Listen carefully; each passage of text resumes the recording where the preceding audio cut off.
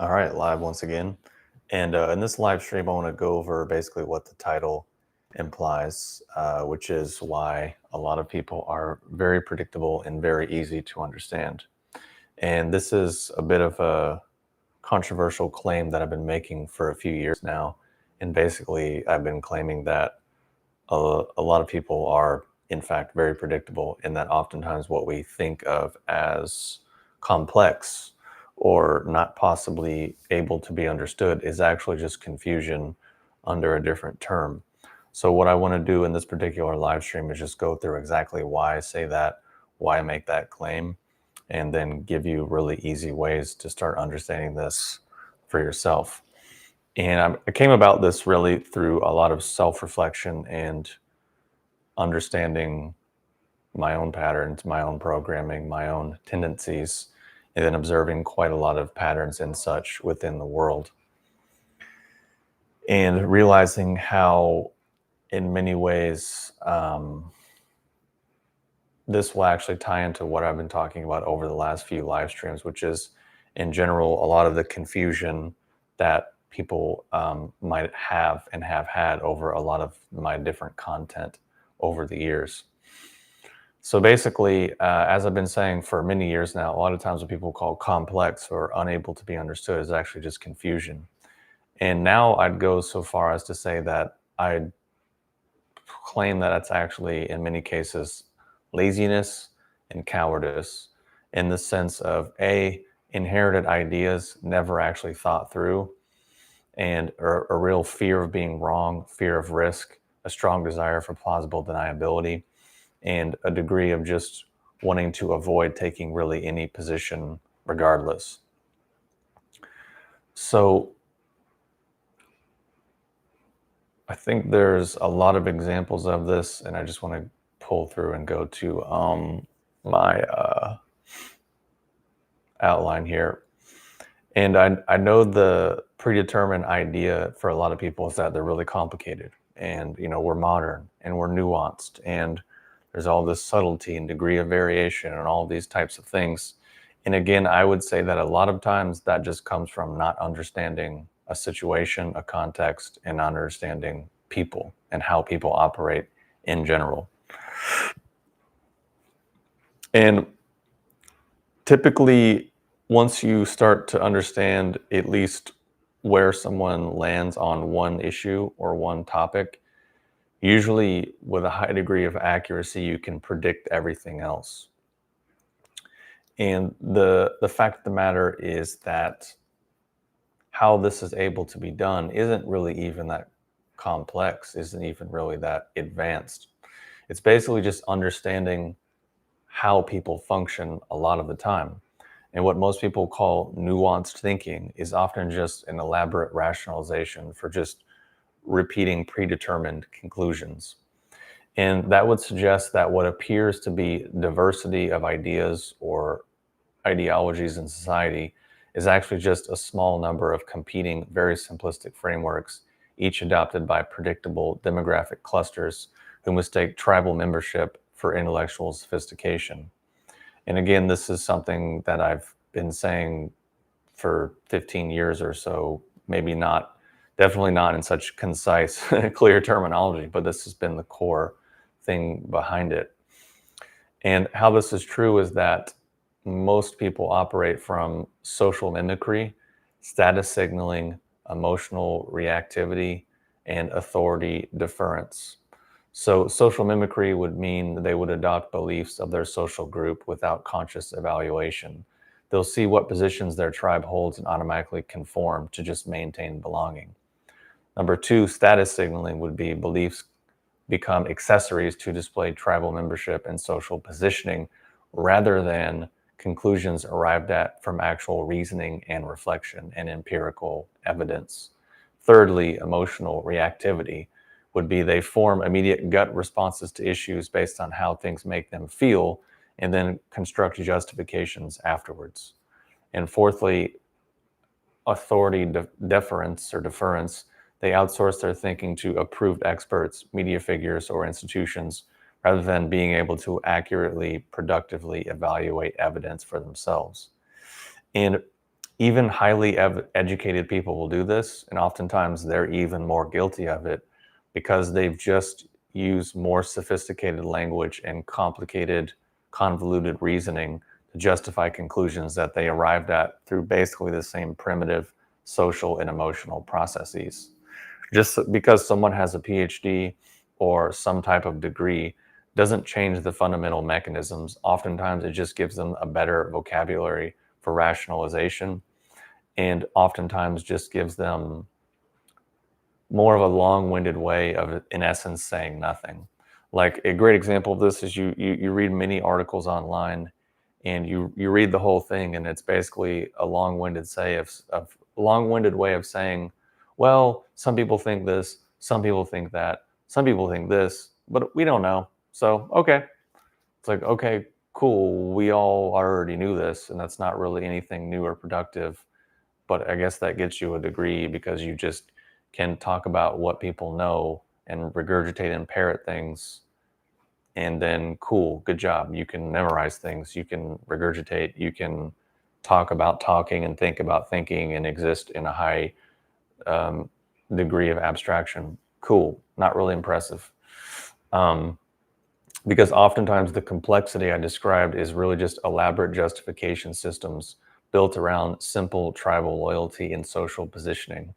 That's why often most diverse discourse is just reskinned templates.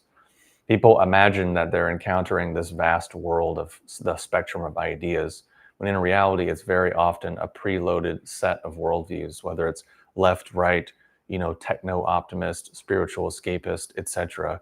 Each one having predictable talking points and conforming to the four dynamics that I just outlined. And the person's demographic and emotional history almost always guarantees which one they'll go to. So basically, at a certain point, what looks like diversity is actually just different uniforms on the same tribal machinery. And again, as I said, intelligence often makes this worse rather than better because smart people become more skilled at constructing convincing rationalizations for positions they adopted for non-rational reasons. And I think in general, that's how quite a lot of people function across a whole arena of human endeavors. And I think this is part and parcel why the predictability is there, the simplicity is there, and why, personally speaking, I've been saying for years that I don't really take a lot of people seriously or believe them at face value, or also why I don't really follow people online. I don't consume content. I'm not a reader. I'm not consuming all these things because ultimately these core mechanics are in place. And I can tell you again, since I've been saying this for so long, I arrived at this understanding for whatever reason, however I did early on in college, right? So since I had that understanding and I had that idea, I wanted to test it. I wanted to make sure it was actually true and it wasn't just something that whatever I was hoping or some, self-delusion or whatever. So in essence, there were many classes that I took in college that I actually didn't go to. I actually didn't read the books. I didn't really participate whatsoever, but I was able to take the exams and write the tests or write the papers and technically on paper get an A. But because I never went to class and I didn't participate, usually I would be dinged down to a C. And how I was able to do that is by understanding these frameworks and just understanding no matter what thing I'm stepping into, just understanding what are the tribal mechanisms, what are the axioms, what are the baseline things of whatever this context is, whether it's music or philosophy of different shapes and sizes, or psychology or sociology, or things of that nature, and then be able to immediately speak at what they perceive to be a high level of understanding, when in actuality I just walked in and I probably came in like 20 minutes late and only caught part of the lecture and still was able to just do that. And then they'd be like, oh wow. um, and then I even had instances where the professor thought I was a higher level graduate student auditing their class. And I'm like, oh no, I just showed up today. I haven't even read the book. I don't even know what this is really, where this is all going. And I just chimed in on the lecture and they arrived at all this stuff. And it's nothing special. It's nothing particularly crazy or advanced or anything other than primarily what I laid out, which was realizing very at a certain point that it's not really this vast world of ideas. It's a bunch of really simple ideas just rehashed and repeated. And a similar thing um, is true now in terms of spirituality or self-development, personal development, health, all these types of things, right? People think we live in this age of information. There's all this crazy new stuff and it's all incredible. It's that if you don't have any historical or contextual understanding or know anything about the etymology or evolution of ideas. If you have that understanding of the context, then you see that it's actually the same thing and it hasn't really changed or evolved. And it's just people repeating the same things people were saying many, many years ago, but acting like they just reinvented or rediscovered the wheel. And personally, that's not very interesting. To me, it's very boring, which is why I don't consume content, which is why I'd have no interest in any of those things. And I haven't had any interest in really the better part of a decade, other than just sometimes taking the temperature and seeing what people are talking about. And it basically comes down to these basic principles. Whereas what I think is more useful and more productive is a kind of thinking that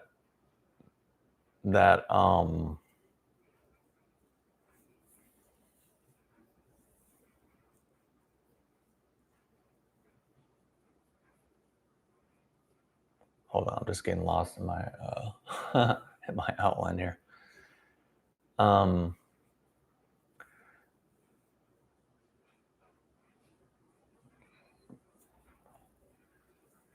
so I guess I'll explain why I think uh, things are that way and why people are that way and why systems and institutions and organizations function in that way. Be important to understand that, and then I'll contrast it with what I think is a little more effective and productive and useful. Basically, I think uh, psychological comfort of certainty is a first thing. So I'll go through 5 things, meaning most people experience genuine distress when holding contradictory or complex information. The brain seems to seek cognitive consistency, so it's psychologically easier to adopt a complete worldview that hopes and pretends to explain everything rather than having to constantly evaluate competing claims. Admitting uncertainty or that both sides of an argument might have valid points creates a lot of mental discomfort that people actively avoid. Second is social belonging needs, meaning tribal membership provides identity, community, and status.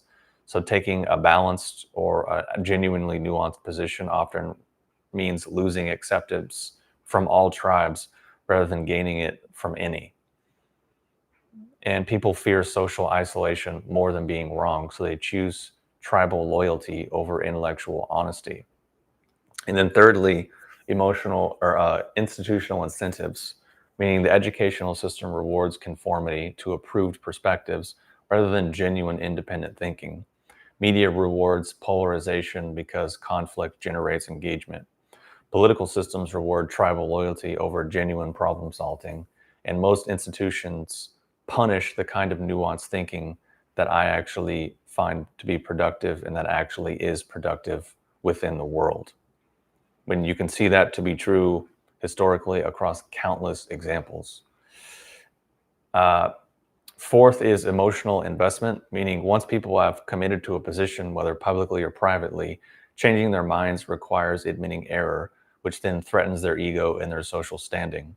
And they're usually more interested in being right, more invested in being right or perceived as right, then the harder it becomes to actually acknowledge uh, the falsehood of their pre-described ideology. And fifth, information processing limitations, meaning uh, how I tend to operate and how I tend to look at things tends to require the ability to be able to hold multiple competing truths simultaneously while evaluating evidence objectively. And this is apparently cognitively demanding work that most people find exhausting, especially when simpler tribal answers are easily and readily available. And these aren't necessarily permanent human limitations, but they do seem to represent the current reality of how most people and institutions operate. And I think what I'm trying to point at is something fundamental about human psychology that challenges common assumptions about complexity. Meaning, my claim that knowing someone's position on a few things or one thing allows you to pretty accurately predict their stance on a lot of seemingly unrelated topics would pretty much reveal that most people operate under fairly rigid ideological frameworks rather than being able to actually evaluate each issue independently. And the predictability stems from primarily people adapt prepackaged worldviews that provide answers to everything rather than being able to think through individual questions. And then once they've selected their ideological package, whether it's progressive, conservative, libertarian, techno, whatever, anarchist, et cetera, their positions become mechanistically predictable, typically because they're not actually using reasoning, they're just consulting their adopted belief system. And like I said before, this isn't complexity, it's intellectual laziness disguised as sophistication. True complexity, true intelligence, true free thinking would involve having independent views on different issues based solely on evidence, reasoning, and empirical data, which would in essence make people much less predictable. And what most people call nuanced thinking or intelligence or things of that nature is often just, again, elaborate rationalizations for predetermined conclusions. Because the actual cognitive work of evaluating competing claims, holding contradictory information is rare, that when you actually do encounter someone capable of it, they tend to stand out pretty strongly. And then again, that suggests that what appears to be ideological diversity in society is actually just a small number of very predictable competing frameworks that are each adopted by predictable demographic clusters who mistake tribal membership for an intellectual sophistication. And I think the challenge is that the type of empiricism or being able to accept uncomfortable truths from multiple different directions, the ability to resist the comfort of choosing a tribal side, the ability to follow evidence even when it contradicts preferred narratives, even when it contradicts what we might want to be true, and then being mature enough and informed enough to realize, to be able to acknowledge trade-offs rather than pretending that some perfect solution or some perfect blanket explanation can exist. And many people seem to find this completely exhausting or ultimately offensive because it offers no ideological home and pretty much constant social friction. Whereas it's much easier and in many ways more efficient to just pick a team and defend all of its positions rather than to evaluate each claim independently. Whereas personally, however, I seem to function or try to a lot of the time, and I think what I've demonstrated over the years in the on my channel is more a type of empiricism, a type of pragmatism that just looks at whether or not something is actually real or something is actually true. And this is why over the 15 or however many years I've been doing this, I've talked about so many different subjects. And people think, oh, well, he's like a Taoist spiritual guy. Oh, wait, why is he criticizing Tai Chi and Qigong? I thought this stuff was amazing. Why is he criticizing Chinese medicine? Why is he criticizing plant medicines? Oh, I thought he was like this liberal progressive guy. Why is he talking about traditional things? Oh, I thought he was a traditional thing. Why is he talking about these progressive ideas? And then genuinely been on live streams where people were like, well, wait, are you this or are you that? Or are you this or are you that? Oh, you're this. Oh, you must be that. And I'm thinking, I have no interest in any of those things. I never have, and I never will. And even from a young age, I just never really cared about the tribal belonging. I just was a little more interested in whatever happened to be true or real or empirically obvious in the real world. And that has led to a lot of social friction, a lot of even just consternation and even demonization from a lot of people, because a lot of people have the mindset of, if you're not with us, then you're against us, or you said something about this golden cow, so you must be meaning something sacrilegious. And this occurs across the spectrum, whether it's, professors I had in college, PhD level, um, people that were allegedly highly respected in their field. Same exact thing.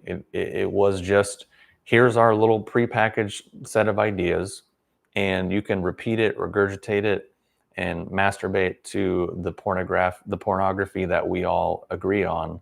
But any degree of actual free thinking, critical thinking, free thought, etc., or adherence to genuine principles, gotta get rid of that, because it challenges the institutional capture of whatever the preferred narrative or ideology happens to be, which I personally find to be really unappealing and really boring and really uninteresting.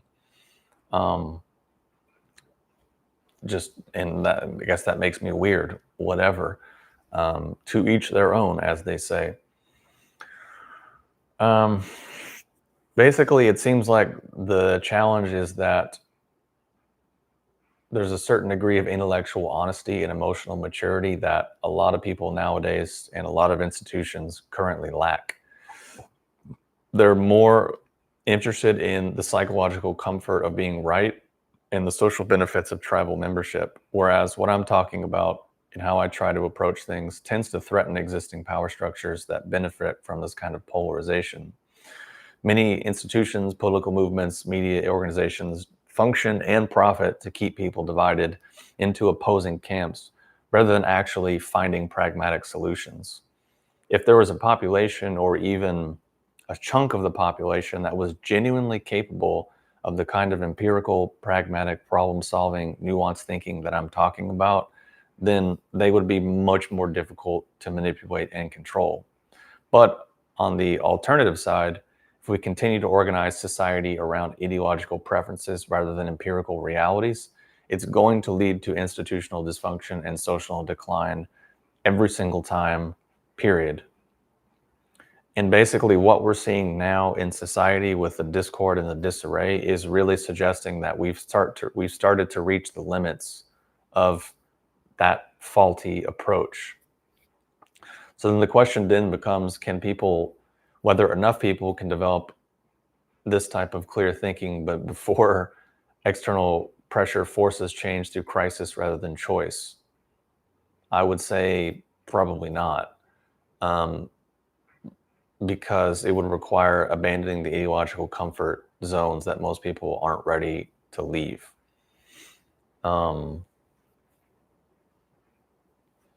Which is why basically I've been saying for years that people are really at a certain level predictable, in that many situations and problems are actually solvable.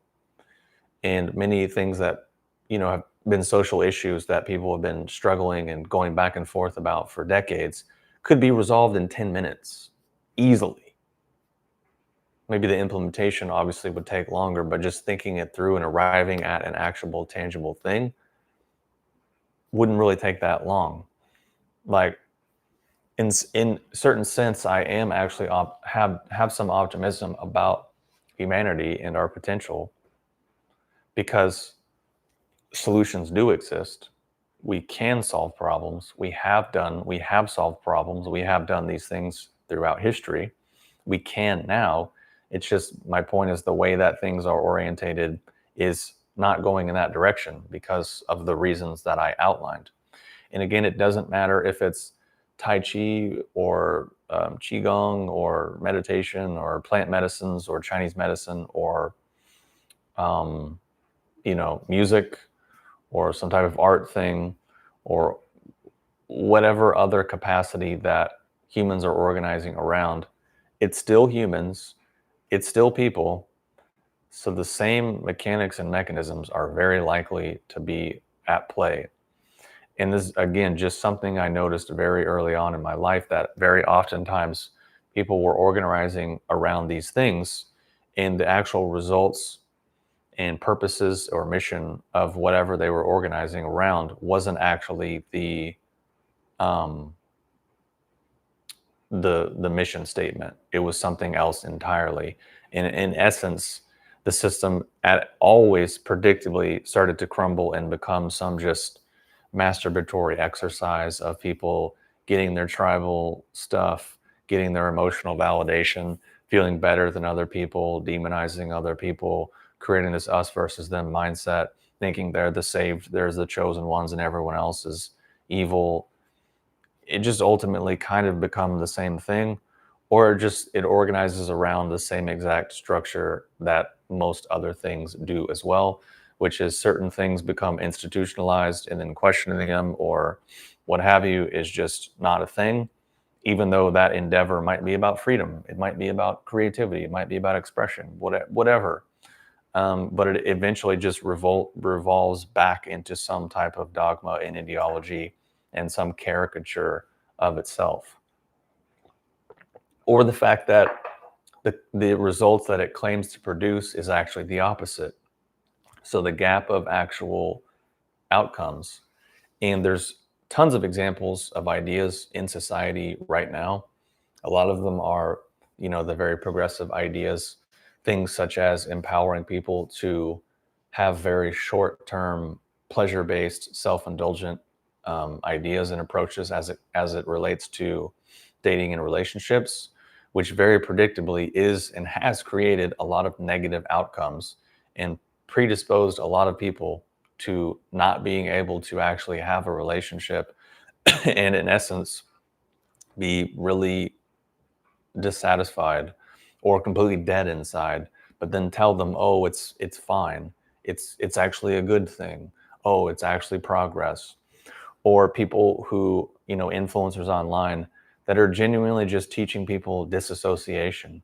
These people are either from some type of traumatic experience or from drugs or psychedelics or smoking so much weed. They're genuinely not well and they're out of their minds. And they're teaching that to other people as if that's spirituality. And then, of course, it just becomes, like I described, this insular, almost circle jerk ideological thing, that it's just this endless validation loop. But all that does is ensure that nothing changes, nothing improves, and the thing just continues on as it is.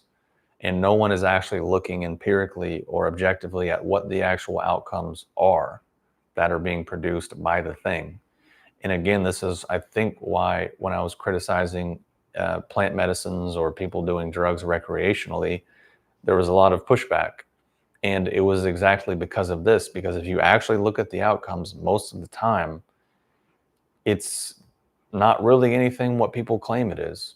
And if you look at the actual reality of what's occurring, it's not what people claim. It's not spiritual. It's not transcendental. It's not otherworldly. You're not tapping into heavenly realms or all these types of things. It's the opposite. You're going down, down. Historically, across the board, everyone assumes heaven is up. No one assumes heaven is down. But you're doing these things, and your self-justification is, oh, it's based on shamanism. It's based on all these things. Well, shamanism is going down. Shamanism is not going up. It's connecting with, plant spirits and rock spirits and trees and these types of things, which sounds cool. And people have this, fantasy of hippies and Native Americans and indigenous people and all these types of things. But that's all down. That's all more earthly, more base desires, more animalistic, more animal spirits, which is the exact antithesis of what they claim, which is going up, which is enlightenment or consciousness or awareness or all these types of things. Or they're having all of these symptomologies that would, within Chinese medicine, for example, indicate that their organs are imbalanced, they're damaging themselves, and they're making themselves less healthy and less efficient. But they're relabeling that as, oh, no, that's a spiritual experience. No, that's like progress. No, that's a cool thing. Oh, you can't exist in the world because of all the EMFs, and you're so sensitive, you can't eat anything. You can't hold down a job. You can't hold down a relationship. No, that's not you being dysfunctional, that just means you're having a spiritual epiphany and you're having a breakthrough. No, it means you're dysfunctional, period. And that's just the obvious, objective reality in the world. And I'm just using this as an example because it's an easy and a clear one, versus there's so many countless other ones that we could go through, whether it's social policies, political things, religious beliefs, so many things of that shape and size. But that's basically everything I had so far on the outline. I don't want to spend too much time going through it, but I mean, I can give you more contradictions. People, especially we saw this recently, all the my body, my choice people, progressive liberals, things of that nature, who were also supporting vaccine mandates, who were supporting people losing their jobs, people losing their career, people's businesses getting closed because of whatever their stance on COVID or whatever about vaccines. So it's not really about my body, my choice or genuine autonomy. It's just about tribal signaling. Another example, defund the police supporters who, of course, still need to call the police whenever they happen to be victimized. And among the other idiotic, stupid, unfounded, suicidal ideas that go around that whole thing. But it all sounds cool and it's like the tribal whatever.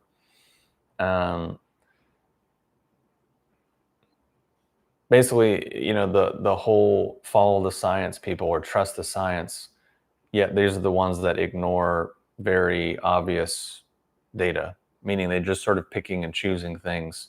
And in the science that they were allegedly following and trusting, turns out there wasn't any, and people were just making it up as they went along, which is a pretty broad level of error. And then all the people who are, anti-corporations, anti-capitalism, all this type of thing, yet their entire existence, their entire functioning is created by all of those things, supported by all of those things, ran, nourished, enabled by all of those things, but somehow they're against it. And they think that quoting some ideology that they don't understand, that they've clearly never done any digging on, that has killed hundreds of millions of people and had predictable outcomes every single time in society. Forget all of that. We just got to repeat something because it's cool, because you're angry or you're upset about something, what have you. Or people who, on one hand, politicians, for example, pushing, diversity is strength. Yet when you look at what they actually do, how they actually live, it's not the case. And that's not the case typically for all of the people who say things like that, because they haven't actually thought that through. They actually don't know what that means. They don't know what it looks like. And they're just saying it because they were told to, because the media or politicians or both, or their institution of whatever, told them this is the thing. This is what we're doing now, guys.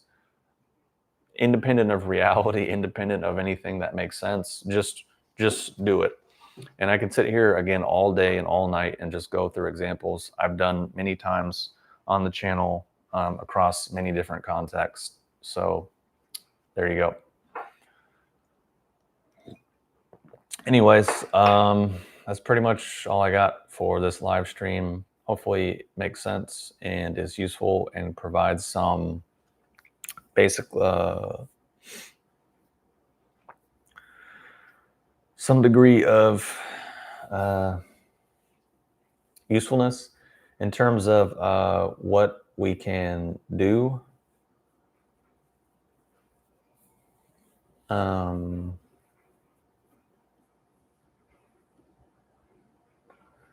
terms of what we could do, what's the solution, etc. What I've been talking about, I would say, is number one, being able to accept uncomfortable truths from any direction. Number two, follow evidence where it leads, even if it's uncomfortable. Number three, acknowledge trade-offs in best case scenarios instead of pretending perfect idealized solutions exist, because they, for the most part, don't. And then fourth, pretty much have to get comfortable in terms of living without a tribe, and realizing that at some degree you're going to have constant friction and no home team, because real thinking means like at some point you're always at odds with someone or something, because reality doesn't really fit anyone's ideology perfectly. Usually social friction, loss of belonging, institutional pushback, because you actually become harder to manipulate. And then often you might stand out to people and then pay the price for that, and people will try to shoot you down. Just read through the comments on my channel over the years, and you can see pretty much how people will react, regardless of what it is, regardless of how true what you're saying is, regardless of how nicely and calmly and how neutered your language is, or how soft tonality. It doesn't matter. For a certain amount of people, it will never be enough, because they're functioning under the things that uh, I was talking about. Uh, Matt says, listen, the world is so completely messed up, and I personally feel we're in a spiritual war, so I will never judge someone for smoking a little herb to deal with the anxiety of the society. I think, I think there's definitely a lot of truth to that, and I would maybe clarify anything I'm saying isn't really judging anyone. I would just say smoking weed to deal with anxiety isn't really dealing with anxiety. It's in reality temporarily numbing out and disassociating out. Um, that's what I. That's what it is. That's what it does. And I'm not saying someone is bad or they shouldn't do it. I'm just saying it's what it is, and it has those effects. And personally, for me, I value clarity. I value discernment. I value being actually in my body. And I think personally, chronically being disassociated or disembodied or checking out or numbing out, I don't, for me, it's not really the direction I want my life to develop in. Those aren't qualities that I want in myself. I don't think those really help the world. I don't think they help. But also at the same time, I am a realist, I'm a pragmatist, and I understand I'm just me and other people are other people. So sometimes the best option isn't necessarily the best option, but that's what people got to do because of whatever their life is. That's pretty much all I would say about it, which I think is about as realistic in level as you could be. And like I said before, and I outlined it in the last live stream, people that chronically smoke weed tend to fit very predictable patterns and archetypes, usually have a fair degree of liver qi stagnation, which you can Google what that is and what the symptoms are. They tend to have this sort of attitude towards the world of like, fuck you. Like, and it might be overt, but eventually it becomes subverted and it kind of becomes stuck in there, which is part of the liver qi stagnation. So oftentimes it's this yo-yo of like, fuck this, fuck the world, fuck this, fuck everyone, da, da, da, da. And then, yeah, I don't give a fuck, dude. Fuck it, man. I don't care, man. I just, whatever, man. Who cares? Out of sight, out of mind, brother. Which, if that's what people got to do, that's what they got to do. I'm not saying anything other than what it is. Um, yeah, I'm not stigmatizing medication. What I'm talking about, and I've been pretty explicit about, is recreational habitual use. I've also openly said that I think and know that many cannabinoids have tremendous medical benefit for people. So there's no stigmatization in there. There's no demonization in there. There's actually the opposite, because actual evidence is there. And not to mention what I'm saying is objectively true. And I'm saying if that's what people need to do, then that's fine. I had that phase in my life where that's what I needed to do.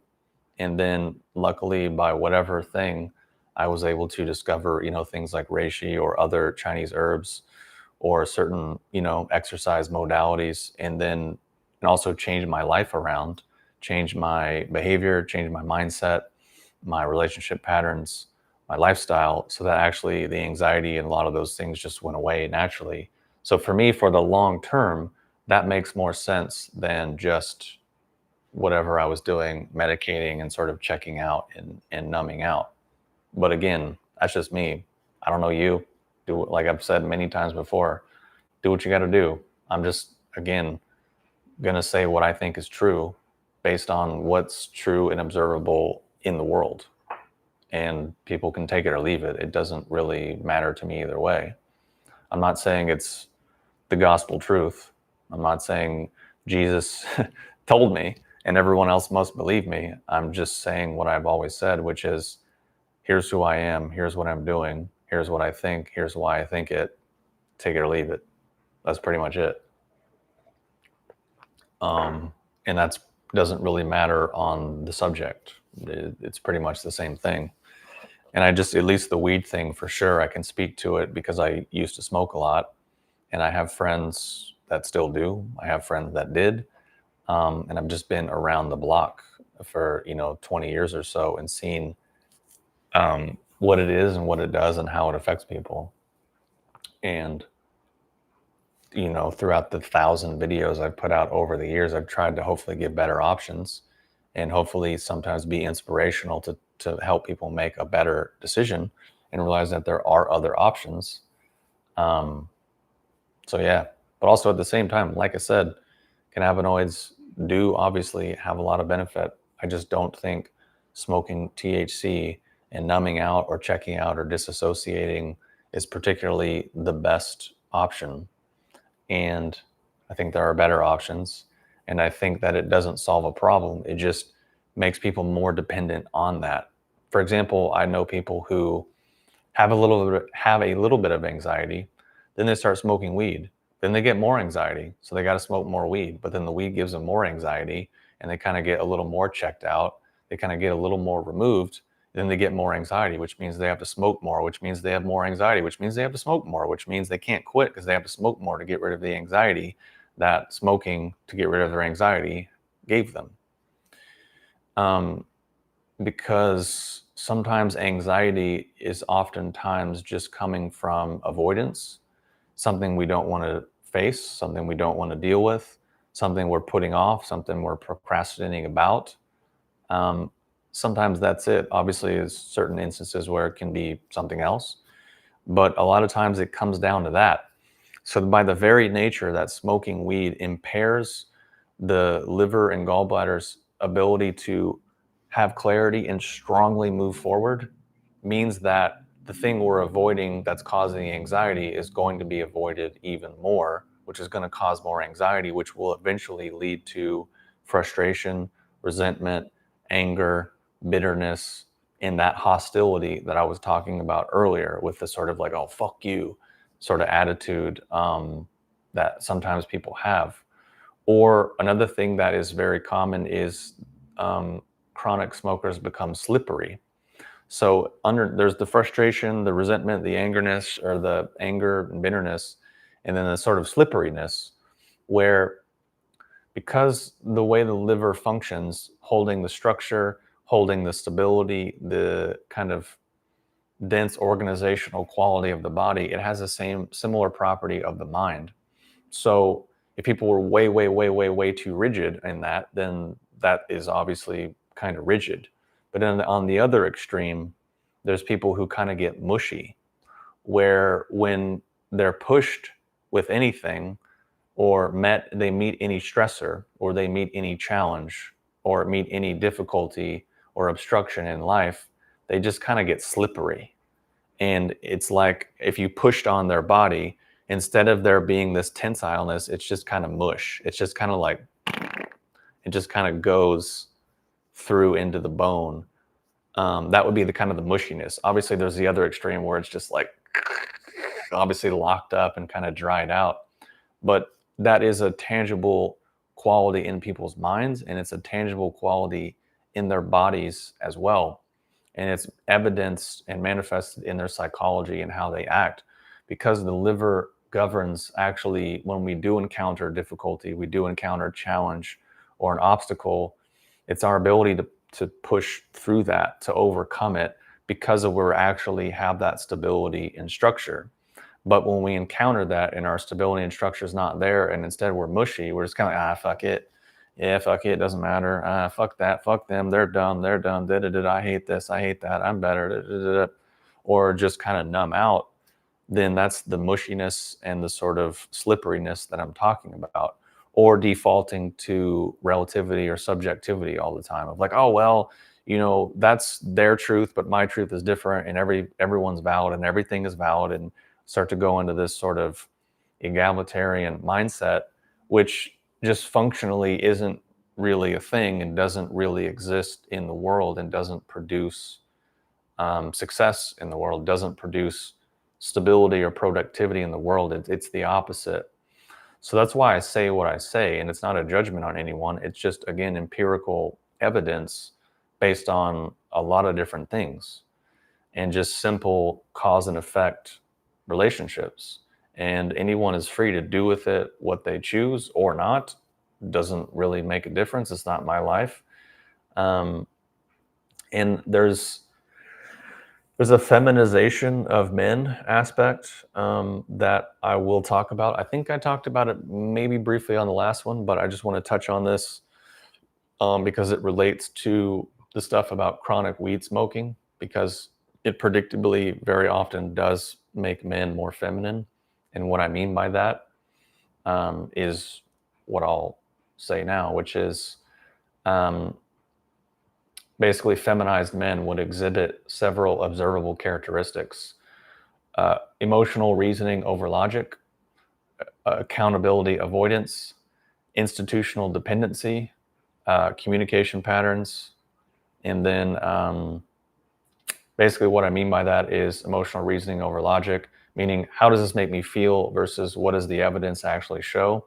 Avoid actual sort of confrontation or direct communication, and instead go for indirect or passive aggressiveness, and seek validation instead of actually taking responsibility for outcomes. Number two, accountability avoidance. When people encounter any challenge in life, whether that's psychological or uh, any form, whatever, they immediately pivot to victimhood positioning of like, oh, well, you're attacking me. Or they will use complexity arguments to avoid clear positions of like, oh, well, it's more nuanced than that. It's not that black and white. And who are you? And then basically just deflecting any type of scrutiny through emotional appeals rather than addressing substance.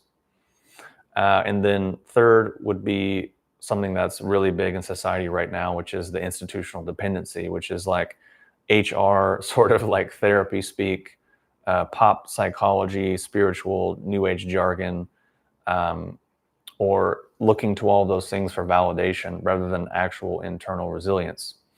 And then expecting other people to manage their emotional states and reactions, which usually leads to creating safe spaces, which usually just means creating a type of echo chamber.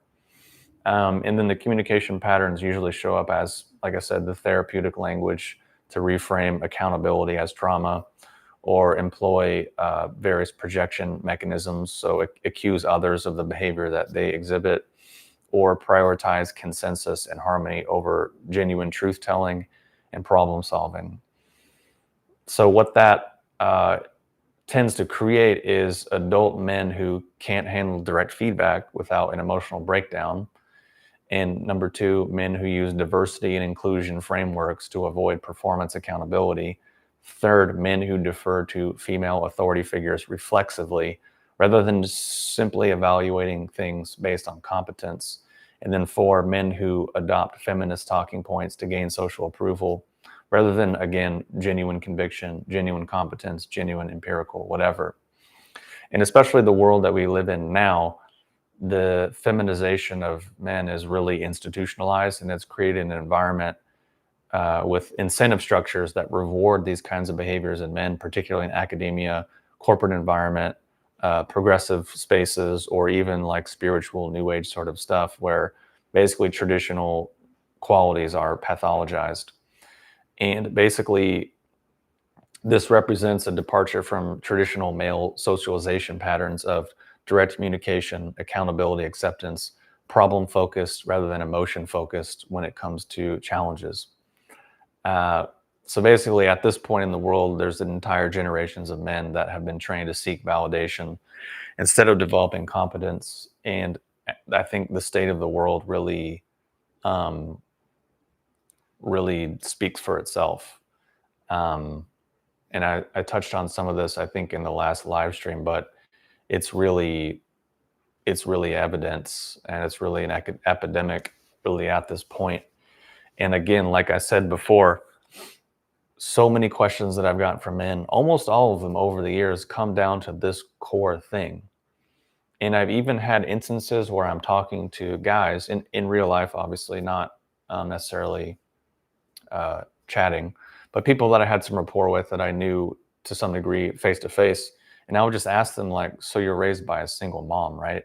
And they're like, yeah, how'd you know? I'm just kind of like, it's kind of obvious, just in the way that they think, in the way that they behave, the way they carry themselves, the way they talk about certain things. It's obvious. Um, in the same way that it's obvious when guys never played sports, or if they did play sports, it was to the extent of like participation trophies. And again, very feminized, very matronized, and still even very single mom-ish type of vibes. And I'm not saying this for any other reason than we're human. And if we are a male, then we function according to certain parameters. And if those certain parameters go in a certain direction, certain things are the result. If they go in another direction, certain things are also the result. And I can just say that this is not something I wanted to arrive at. It's not something I set out to arrive at. It's not something I particularly have any interest in, other than understanding the clusterfuck of a situation that is society in the world right now, and a lot of the conflict. Because if I were going to be blunt and a bit harsh, I can say that in 15, 20 years of doing things publicly in such to varying degrees, the vast majority of all the negative comments and hateful things uh, have conformed to a very limited set of responses, and they've come primarily from feminized men and mentally and emotionally unhealthy women, and then a small subset of kind of just heady intellectual guys that want to feel like they're competitive or something. They want to just try to like duke it out or something. But primarily those first two categories, with the third being the minority, and then of course all the positive or just genuinely neutral or genuinely inquisitive comments. But I'm saying the negative ones, especially the hateful ones, especially the mean ones, especially the passive aggressive ones, conform to exactly the patterns that I just outlined. And I can even go through all the fallacies and just give the template and the blueprint for 90+% of all the negative comments from, it doesn't matter the subject, any video, anything over the last 20 years is pretty much exactly the same. It's a repeatable pattern and framework that happens without fail, basically. So anyways, hopefully that makes sense. And that this last aspect, hopefully people will actually see, because I think for a lot of males that I get questions from and people who want help on things, that's very useful. And then there's a lot of guys who are just honestly really struggling, and then, you know, need mentors, or maybe didn't have a dad, or their dad was whatever, or whatever it could be. I just want to say, because someone asked recently, because I mentioned having mentors and such, and people asked, how did I find it or whatever? And the honest answer is I wasn't really looking. So I don't know how I found it, but how I stuck with them is that they had things that I wanted, certain qualities, certain lifestyle things, and they had a degree of competency that was beyond mine, and they were open to sort of giving me the data, giving me the information, and then that was that. There was no hand holding, there was no coddling, there was no them doing the work for me.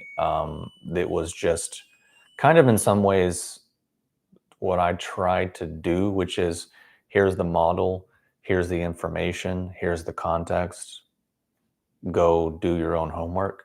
Whereas I think sometimes what people want is, do the emotional labor for me, just tell me what to do, fix my life for me, solve my problems for me, do all the work for me. And it's outsourcing authority, which might work for a while, but it's not really going to work for the long term. And I just am not wired for that. I don't really want to do that. I don't think it's right. And I think it's sort of patronizing and treating people like children, which is also too, sometimes people complain, no, why are you so direct? Why aren't you more nice? Why aren't you more compassionate? Why don't you be more inclusive? Do all the feminization traits that I just outlined. Partially why I do that is because I think being condescending and patronizing and talking to people like children is not cool. So I don't do it. And furthermore, I don't know who's going to watch this. So how can I account and include and adapt a message to who knows how many people from where could be watching it? Honestly, can't. So then what's the next logical step? Well, just try to stick true to what I think and feel and believe to be best and try to be clear about that and then let the chips fall where they may. That's really the only practical outcome.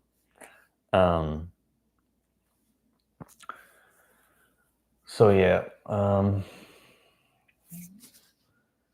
that's the thing is I'm not trying to throw shade. If I wanted to be purposely mean or insulting or putting things down or people down, believe me, I could. And believe me, I think I probably did years ago. But that's not really where this is coming from and what I'm trying to do. Because that's just like a waste of time and energy, I think. But I think, unfortunately, sometimes that's how it lands for people because of the mechanisms that I outlined, where people are functioning over how does this make me feel versus is it even remotely true? So at that point, I don't know. It kind of goes back to people have this sort of like liver cheese stagnation, like fuck you, fuck everyone, fuck the world sort of idea.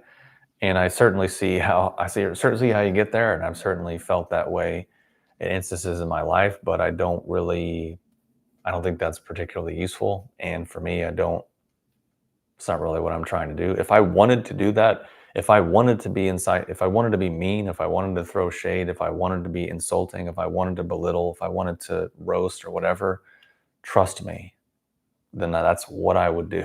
And it would look a little different. But that's not really that productive, honestly. So anyways, it went on way longer than I meant to. I need to go watch some football and relax and eat some dinner, etc. So thanks for everyone that tuned in. And I wanted to mention that on the last two live streams, I went and added timestamps to everything and added an outline. So you don't have to watch the whole thing. All the timestamps are on the bar or whatever. And I guess it takes like a day or two for YouTube to generate the transcript for this. So once YouTube does that, then I go in and can create the timestamps. It's just the fact that I'm doing it live and then the recording goes up, there's that lag where I can't do the timestamps. So people kind of have to sit through it. It's not really a way around it that I know of, but unless I just sat here and took notes, which is like never going to happen. So yeah, just know that the previous live streams that I've done have timestamps and stuff now. And then this one, once I'm able to, I will timestamp it and summarize things as well. So hopefully that helps. Anyways, thanks again for watching. If there's any questions, feel free to drop them in the comments. I know there was some in comments from the previous live stream that I did not cover. I will in the future. I just wanted to do this particular outline because it was fresh in my mind and I just put it together. So I'll get back to those another time. But anyways, thanks again for everyone who tuned in or who watched this after the fact, and appreciate it as always. Hope you're doing well wherever you happen to be watching this from, and I will see you in the next one.